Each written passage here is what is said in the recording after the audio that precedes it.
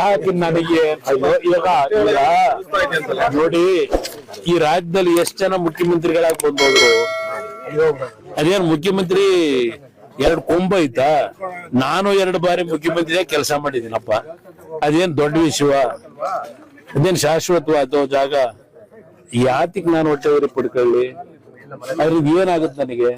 ಹೊಟ್ಟೆವರಿ ಪಡೋದ್ರಿಂದ ನಾನು ಈ ರಾಜ್ಯದಲ್ಲಿ ರಾಜಕಾರಣಕ್ಕೆ ಬಂದಂತ ದಿನದಿಂದ ಎಲ್ಲಾದ್ರೂ ಅಕ್ರಮಗಳು ನಡೆದರೆ ಅದನ್ನ ಧ್ವನಿ ಎತ್ತಬೇಕು ಅಂತಕ್ಕಂಥದ್ದನ್ನ ನಮ್ಮ ತಂದೆಯಿಂದ ಕಲ್ತ್ಕೊಂಡಿದ್ದೀನಿ. ಇವತ್ತು ಈ ರಾಜ್ಯದಲ್ಲಿ ಅಕ್ರಮಗಳು ನಡೆದಂತ ಸಂದರ್ಭದಲ್ಲಿ ಯಾರ್ಯಾರು ಯಾವ ತರ ನಡ್ಕೊಂಡಿದ್ದೀರಿ, ಯಾರ್ಯಾರು ಯಾವ ರೀತಿಯಲ್ಲಿ ಅವಕ್ಕೆಲ್ಲ ಬೆಂಬಲ ಕೊಟ್ಟಿದ್ದೀರಿ, ಇವತ್ತು ನಾನು ಧ್ವನಿ ಎತ್ತಿದ್ರೆ ಒಟ್ಟು ನಾವು ಬಂದ್ರೆ ನಾನೇನ್ ಮಾಡ್ಲಿ? ಕೇಂದ್ರದಲ್ಲಿ ಕೆಲಸ ಮಾಡಕ್ಕೆ ಕೇಂದ್ರದಲ್ಲಿ ಕೆಲಸ ಹೇಗ್ ಮಾಡ್ಬೇಕು ಅನ್ನೋದು ಇವರಿಂದ ಕಲಿಬೇಕಾಗಿಲ್ಲ. ನಾನು ಏನ್ ಮಾಡ್ಬೇಕು ಅನ್ನೋದು ಕಲ್ತಿದ್ದೀನಿ. ಇಡೀ ದೇಶದಲ್ಲಿ ಮಾತಾಡ್ತಾರೆ ಕುಮಾರಸ್ವಾಮಿ ಏನ್ ಮಾಡವನೆ ಅಂತ ಹೇಳಿ.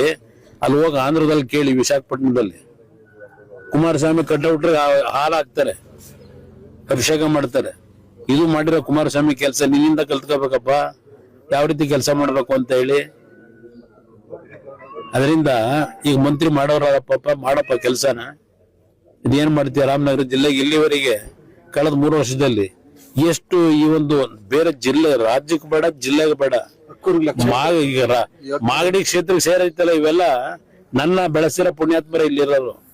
ನಾನು ಇವತ್ತು ಈ ಮಟ್ಟಿಗೆ ಬರ್ಬೇಕಾದ್ರೆ ಈ ಜನವೇ ನನ್ ಕಾಪಾಡಿರೋದು. ಇವತ್ತು ಈ ರಾಜ್ಯದಲ್ಲಿ ಕುಮಾರಸ್ವಾಮಿ ಅಂತ ಯಾವ್ದೋ ಹೆಸರು ಯಾರಾದ್ರೂ ಮಾತಾಡಿದ್ರೆ ಈ ಜನ ನನಗೆ ಜನ್ಮ ಕೊಟ್ಟಿರೋರು. ಈಗ ಏನ್ ಮಾಡಿದ್ವಿ ಹೇಳಪ್ಪ?